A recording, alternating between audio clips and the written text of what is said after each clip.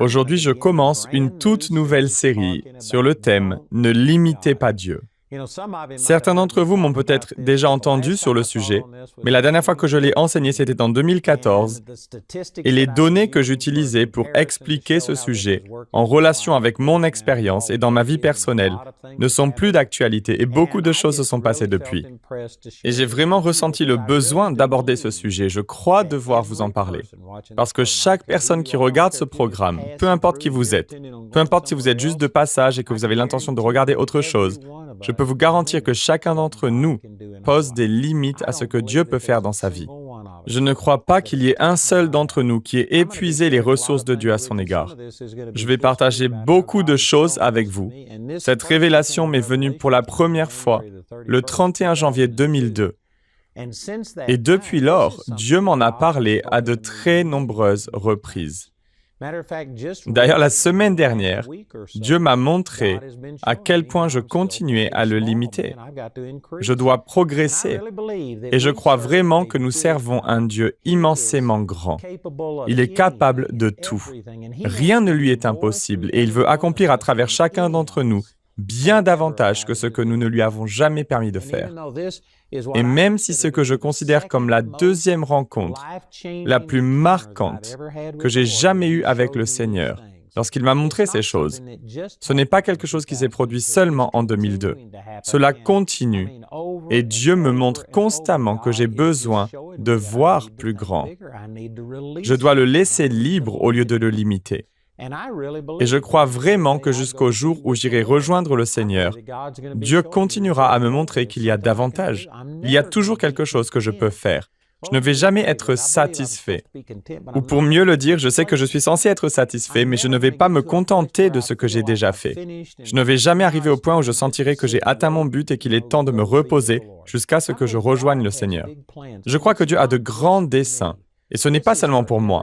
C'est pour chacun d'entre nous. Et donc la toute première chose que je vais commencer à faire, c'est d'essayer de faire comprendre que nous limitons Dieu, ce qui est un concept radical pour beaucoup de gens. Beaucoup croient sincèrement que quoi qu'il arrive, Dieu en est l'auteur et qu'il contrôle tout. Ils ont cette attitude fataliste et pensent que Dieu ne les a pas faits pour être uniques, que leur vie n'a rien de spécial. Mais je vous assure du contraire, et je ne crois pas que ce soit le cas d'une seule personne. Et si vous vous contentez de regarder les événements de votre expérience passée, comme ils apparaissent à première vue, il se peut que votre vie ne vous paraisse pas spéciale. Vous avez peut-être l'impression que vous n'avez rien de spécial, mais je peux vous garantir que Dieu vous a créé pour que vous soyez spécial. Dieu vous a créé, il vous a placé de façon intentionnelle. Et il a des plans extraordinaires en ce qui vous concerne. Un passage souvent utilisé est celui de Jérémie 29, 11, qui dit « En effet, moi je connais les projets que je forme pour vous, déclare l'Éternel, projets de paix et non de malheur, afin de vous donner un avenir et de l'espérance. » Et si vous considérez cela dans son contexte, c'est encore plus puissant parce que dans ce chapitre 29 de Jérémie, on comprend que Jérémie a été appelé le prophète des pleurs parce qu'il a annoncé le jugement de la nation d'Israël et qu'il a proclamé qu'elle allait être détruite, que Babylone allait s'emparer de la ville et que pratiquement la nation d'Israël allait cesser d'exister, si ce n'est dans l'exil. C'était donc une parole funeste et Jérémie pleurait en annonçant tous ces événements tragiques. Et si vous lisez le chapitre 29 de Jérémie, vous verrez que tout le chapitre porte sur la façon dont ce jugement allait se dérouler. Mais au milieu de l'annonce du jugement de Dieu par le prophète Jérémie, Dieu marque une pause et dit « Mais ce n'est pas ce que je voulais. En effet, moi je connais les projets que je forme pour vous, déclare l'Éternel, projets de paix et non de malheur, afin de vous donner un avenir et de l'espérance. » J'aime aussi la version Martin qui parle du fait que Dieu veut vous donner une fin telle que vous attendez. En d'autres termes, nous n'avons pas à vivre notre vie en espérant que les choses se passent bien et en espérant ne pas mourir et vieillir en étant décrépit, des suites peut-être d'un accident vasculaire cérébral avec une paralysie partielle et en espérant que cela n'arrivera pas, mais sans savoir ce qui va vraiment se passer. Non, vous pouvez servir Dieu et vous approprier les promesses de Dieu. Et vous pouvez vous attendre à recevoir les projets de paix que Dieu promet dans Jérémie 29. Je dis cela par la foi et je sais que certaines personnes ne seront pas d'accord avec moi, mais je peux vous garantir que ma fin sera comme cela. Je vais partir dans la joie et non dans la désolation. Je vais partir en bonne santé. Moïse était âgé de 120 ans à sa mort. Sa force naturelle était intacte et sa vue n'était pas affaiblie. Il était sous une alliance inférieure à celle que nous avons. Les promesses que nous avons sont beaucoup plus grandes et je crois que si Moïse a pu faire cela, Dieu soit loué, je vais pouvoir le faire. Je serai en bonne santé, j'ai confiance dans les promesses de Dieu et je m'attends à cette fin promise. La raison pour laquelle je parle de tout cela, c'est que Dieu a des projets pour vous. Et Dieu disait cela alors qu'il était en train de parler aux gens de leur jugement. Ils allaient être détruits, la nation allait être détruite. Des choses terribles, terribles allaient se produire. Par exemple, ce qui est arrivé au roi de Jérusalem, lorsque Nebuchadnezzar est venu et a conquis Jérusalem pour la dernière fois. Nebuchadnezzar a en fait conquis Jérusalem 4 fois. Et à chaque fois, il a mis en place un dirigeant, mais au lieu d'obéir, ils se sont rebellés. Et finalement, Nebuchadnezzar est venu saisir le dernier roi, ainsi que ses 2 fils, et il les a tués devant lui. Puis il lui a crevé les yeux avant de l'emmener à Babylone, où il a vécu le reste de ses jours. La dernière chose qu'il a vue, c'est la mise à mort de ses fils. C'est un jugement terrible. Et Jérémie avait prophétisé que ces choses arriveraient. Il avait prédit à ce roi, « Vous irez en captivité, mais vous ne verrez pas le pays. » Le sens en était un peu caché, mais on peut comprendre en sachant ce qu'il s'est passé. Ses yeux ont été crevés et il est allé en captivité dans un pays qu'il n'a jamais vu. Et pourtant, au milieu de tout cela, Dieu dit, « Mais ce n'est pas ce que j'avais prévu pour vous. Mes plans pour vous étaient des projets de paix. » Certains d'entre vous vivent en ce moment des choses terribles et se demandent comment leur vie a pu en arriver là. Ce n'est pas Dieu qui a prévu cela. Les plans de Dieu pour vous sont des projets de bonheur et non de malheur. Il a un plan pour votre vie, mais Dieu ne contrôle pas votre vie. Et c'est l'un des premiers points que je voudrais souligner. Quand je dis que vous devez éviter de limiter Dieu, beaucoup de gens ne pensent même pas que ce soit possible, parce qu'ils ont l'idée que Dieu est souverain. Et je reconnais que Dieu est souverain, si l'on parle de souveraineté au sens où le dictionnaire l'entend, c'est-à-dire au premier rang dans l'ordre ou dans la puissance. Dieu est absolument souverain dans ce sens. Personne n'est plus fort ou plus haut que lui. Personne ne dicte à Dieu ce qu'il doit faire. Mais la religion a donné au mot souverain une connotation qui implique que Dieu contrôlerait tout, ce qui n'est pas ce qu'enseigne la parole de Dieu. Mais il y a beaucoup de gens qui se demandent honnêtement si leur vie est un chaos. Pourquoi Dieu m'as-tu fait cela? Certains d'entre vous luttent contre la drogue ou l'alcoolisme. Peut-être que votre mariage est en train de s'effondrer. Vous avez peut-être des problèmes de santé, vous êtes au chômage. Ou vous savez, il peut y avoir toutes sortes de problèmes et les gens se demandent tout de suite, « Dieu, pourquoi as-tu fait cela ?» Mais Dieu ne contrôle pas ces choses. Et je sais pourtant que cet enseignement sur la souveraineté de Dieu est répandu partout dans le monde. Cette idée d'une souveraineté extrême de Dieu. Cet enseignement est tellement ancré dans les esprits que de nombreuses personnes pensent que c'est une hérésie de dire le contraire. Des gens sont d'ailleurs déjà venus me dire « Vous êtes du diable ! Comment osez-vous dire cela? Dieu est l'auteur de tout, c'est Dieu qui fait que toutes ces choses arrivent. » Et lorsqu'ils viennent me voir et me disent « Vous êtes du diable !» je retourne leur propre doctrine contre eux et je dis « Eh, tout ce qui arrive, c'est Dieu qui le contrôle, n'est-ce pas? » Et ils disent « Oh oui !» Je leur réponds alors que je ne pourrais pas enseigner cela si Dieu ne l'avait pas voulu. Et à chaque fois, ils me répondent que non, ce n'est pas vrai, tout est contrôlé par Dieu, sauf vous. Et ce n'est pas vrai. Dieu ne contrôle pas tout. Quoi qu'il en soit, je ne veux pas transformer tout cet enseignement en une discussion sur ce sujet, mais je dois aborder cette question avant de présenter mon point de vue sur la façon dont nous limitons Dieu. Parce que beaucoup de gens pensent que nous n'avons aucune sorte de contrôle et que nous sommes simplement comme un pion sur l'échiquier que l'on déplace. Beaucoup ont l'impression que nous sommes comme une bille de flipper. Vous tirez et vous la lancez, elle roule, elle rebondit. Tout dépend de ce qu'elle frappe et de comment elle rebondit. Et on traverserait la vie comme cela, sans but, sans direction, sans savoir ce que Dieu a prévu pour votre vie. Vous ne feriez que traverser la vie au hasard en répondant seulement à ce que la vie vous lance. Vous savez, je prêche sur ce sujet lors de mes réunions et je pose la question.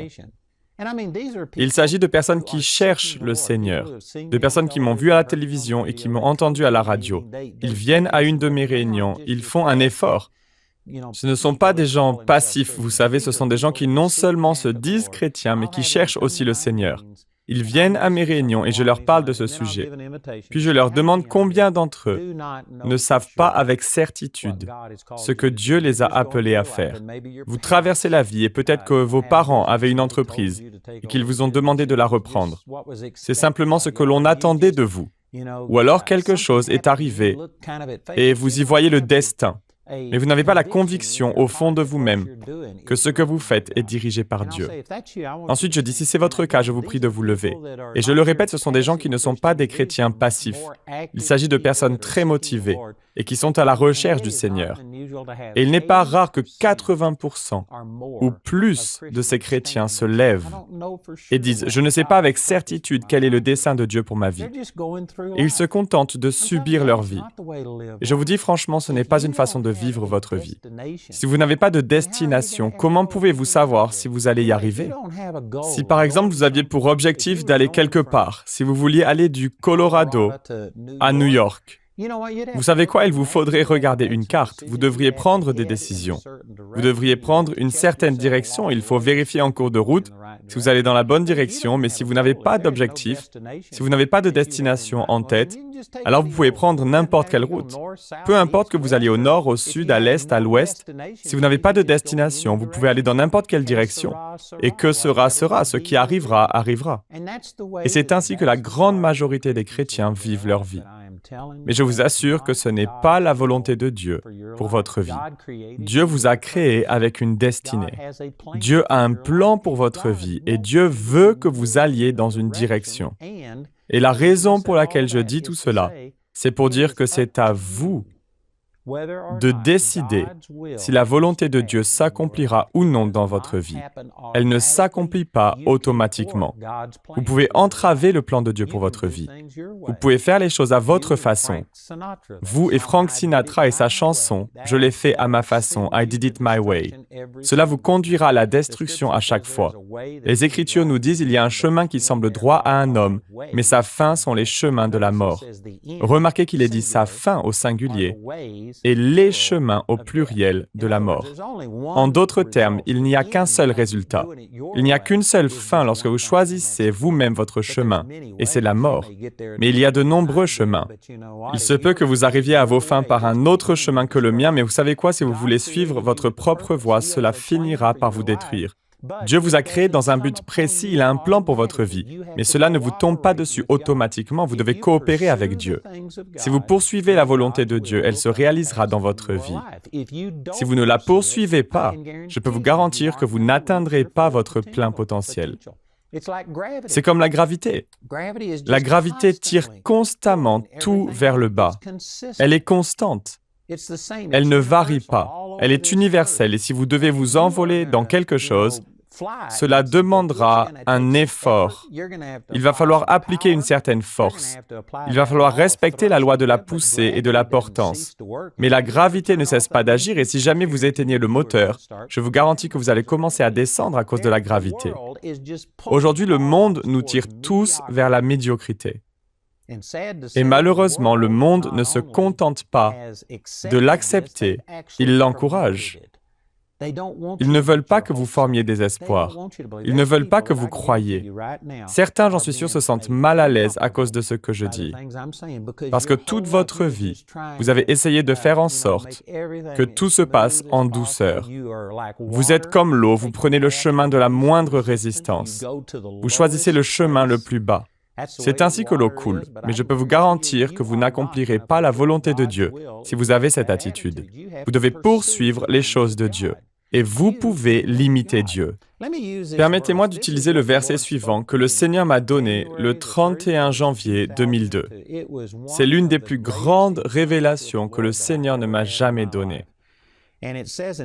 Au chapitre 78 des Psaumes, il est question du peuple juif lors de sa sortie d'Égypte et de toutes les choses qu'ils ont traversées.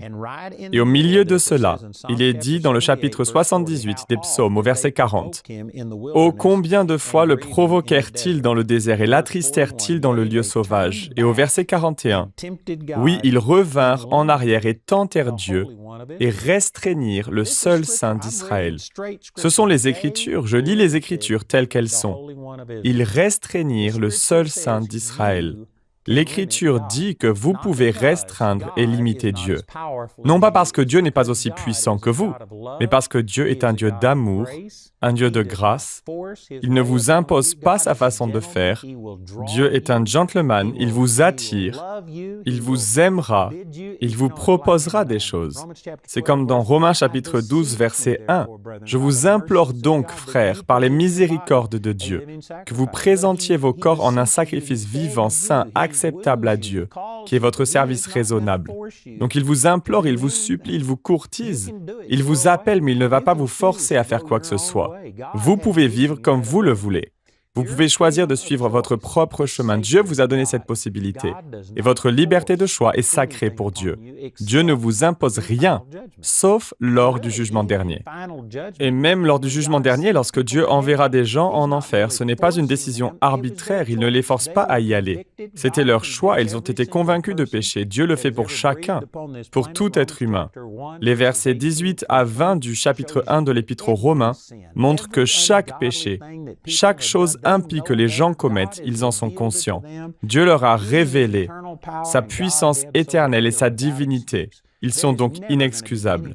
Personne ne se tiendra jamais devant Dieu et pourra pointer le doigt vers lui en disant « Ce n'est pas juste, je ne savais pas ». Non.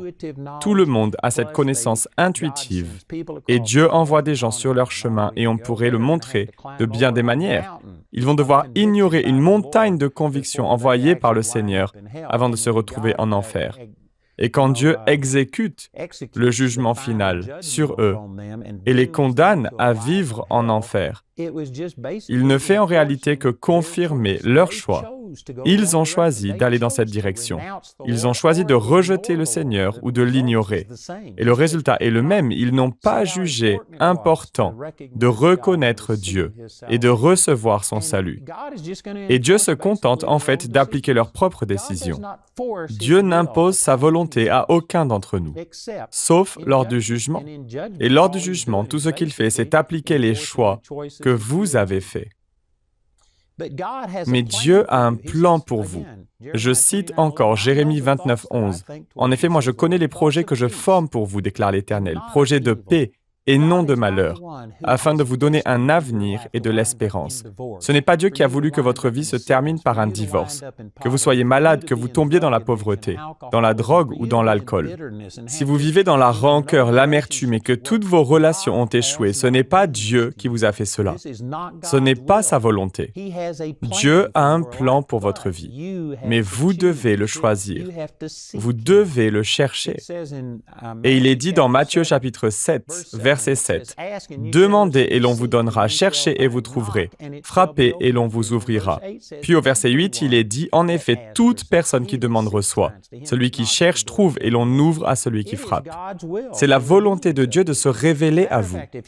En fait, si vous revenez à Jérémie 29, 11, le verset par lequel j'ai commencé aujourd'hui, il est dit, « En effet, moi je connais les projets que je forme pour vous, déclare l'Éternel, projets de paix et non de malheur, afin de vous donner un avenir et de l'espérance. » Le verset suivant parle de la recherche de l'Éternel. Je crois que c'est le verset 13 de Jérémie qui dit « Vous me chercherez et vous me trouverez parce que vous me chercherez de tout votre cœur. » Certains d'entre vous qui regardez cette émission en ce moment même n'aimez pas le fait que je place la responsabilité sur vous. Et vous dites « Non, j'ai demandé au Seigneur et j'ai demandé à Dieu de me guider. Et ma vie n'a pas marché. Et donc vous en restez là. Et vous dites que ça ne marche pas. Dieu ne s'est pas révélé à moi. » Mais Dieu continue en disant « Vous me chercherez et vous me trouverez parce que vous me chercherez de tout votre cœur. » Si Dieu ne vous a pas révélé son plan pour votre vie, c'est parce que vous n'avez pas cherché de tout votre cœur. Il y a des gens qui s'arrêtent et regardent leur montre et disent « Dieu, je te donne 5 minutes avant mon émission préférée, et si tu peux changer ma vie et tout me révéler en 5 minutes, eh bien voici 5 minutes, c'est à toi. » Mais le reste du temps, vous vous contentez de faire votre propre volonté, de faire ce qui est contraire à ce que vous savez que Dieu vous a demandé de faire dans la parole. Ça ne fonctionne pas ainsi. Vous devez chercher de tout votre cœur, et alors vous le trouverez. Tant que vous pouvez vivre sans connaître la volonté de Dieu pour votre vie, c'est ce que vous ferez. Ce qu'il faut, c'est que vous arriviez au point de vous dire « Je ne vais plus vivre comme cela. Il ne s'agit pas d'une répétition générale, ce n'est pas comme si j'étais en train de me préparer pour une éventuelle percée dans le futur. Chaque jour où le soleil se lève et se couche est un jour qui compte, et je refuse de gâcher ce temps précieux. Ou bien je me rapproche de ce que Dieu m'a demandé de faire, ou bien je m'en éloigne, je dois faire en sorte que ce jour compte. Et vous devez chercher Dieu de tout votre cœur. Ne pas perdre votre temps et ne pas vous contenter de continuer à avancer dans la vie à l'aveuglette, sans savoir où vous allez. Et malheureusement, c'est le cas de la plupart des gens. Ils ne réalisent même pas qu'il est possible de connaître la volonté de Dieu pour leur vie. Pourtant, c'est un commandement. J'ai déjà mentionné ce verset, mais c'est dans Romains, chapitre 12, versets 1 et 2. C'est là que Dieu m'a parlé pour la toute première fois. Quand j'étais adolescent, j'étais au lycée, je cherchais la volonté de Dieu. Je voulais savoir ce que Dieu avait pour moi et Dieu me l'a révélé dans Romains, chapitre 12, versets 1 et 2. Je vous implore donc, frères, par les miséricordes de Dieu, que vous présentiez vos corps en un sacrifice vivant, saint, acceptable à Dieu, qui est votre service raisonnable. Et le verset 2 de Romains 12 dit « Et ne soyez pas conformes à ce monde, mais soyez transformés par le renouvellement de votre intelligence, afin que vous puissiez démontrer ». Ici, le mot « démontrer » signifie rendre manifeste au sens physique.